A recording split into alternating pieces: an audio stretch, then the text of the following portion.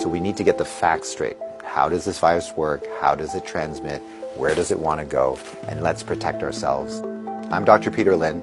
I'm a family physician in Toronto, Canada. The coronavirus is a family of viruses that can cause as mild things as just a common cold, all the way up to SARS or MERS. These are these bad pneumonias that we're talking about. And basically what these viruses are, they look like a tennis ball with all these spikes sticking out of it. And depending on the type of spike, it allows that virus to attach to certain places. So some viruses, they have the spike that attaches to your nose. So basically you just get a common cold. But the SARS virus and this new virus that we're talking about has the spike that allows it to attach to the cells in your lung. And when it attaches there, it puts in information to make photocopies of itself. So it uses our equipment to make more viruses. Just like all viruses, it needs to reach a target, which is your lung. And it has to get there with your help. It has no feet and no wings. So therefore it needs us to move it there. So that's why we keep saying, don't hang around sneezy people because you're going to breathe it in. And don't touch your face because that's how the virus is going to get in. The masks are helpful, but they're not necessary because they're leaky. The ones that you and I buy basically have pockets here, so therefore the virus can get in.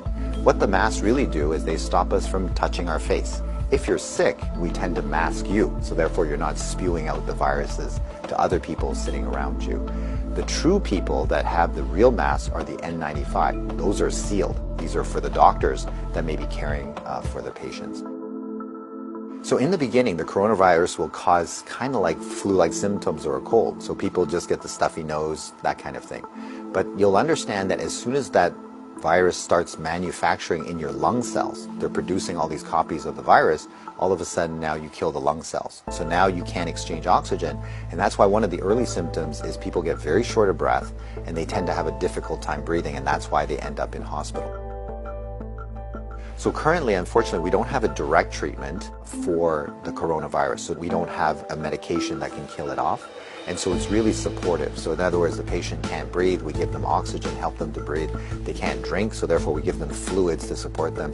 Their kidneys begin to shut down, we help them with all those things. So it's a very supportive process. This is a new virus that we've never seen before. So our immune system, our army, are having a hard time figuring out what to do. Remember, you do have your own immune system, which when it sees a virus usually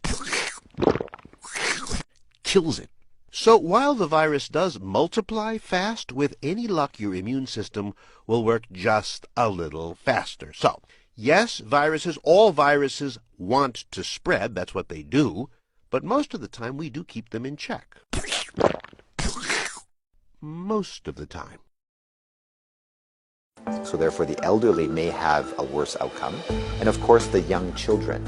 So the babies, their immune system is not so good either, so they may not make those antibodies as well. So just remember, your hands may be with virus. Virus cannot hurt you because it can't get through the skin. But the moment I do this, now I've brought the virus right to where it wants to go. So let's remember not to touch our hands to our face. If we get the facts right, then we don't have to be overly worried, but we do the right things so that we don't get the virus ourselves and that we don't pass it on to others.